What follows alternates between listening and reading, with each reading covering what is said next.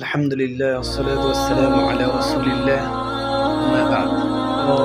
আমার সফরের পঞ্চম দিন। তো আজকে কিছু জিনিস দেখাবো যে সফরে বের হলে কি কি জিনিস না আনা উচিত এবং কি পরিমাণ জিনিস কিনলে ভালো হয় এবং কি পরিমাণ জিনিস না আনা দরকার। মনে করি যে সফরে বের হয়েছি অনেক কিছু নিয়ে যাই, জিনিসটা পাবো না অথবা কিন্তু এখানে গিয়ে আমার টাকা বেশি লাগতে পারে, আমরা চিন্তা করে আমরা দেখা গেছে জিনিস বেশি নিয়ে আসি। সফরের জিনিস বেশি নিয়ে আসলে দেখা গেছে অনেকটা বার হয়ে যায়, কাপড় হয়ে যায়, যার ফলে কোনো কিছু আর ঠিক মতে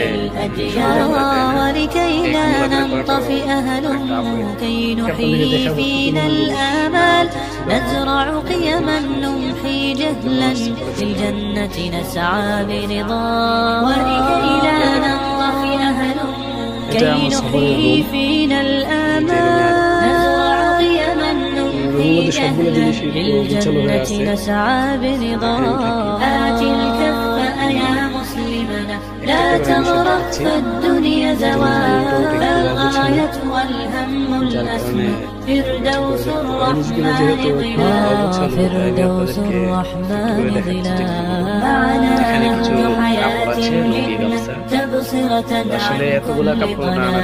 أعددنا بضع رسالات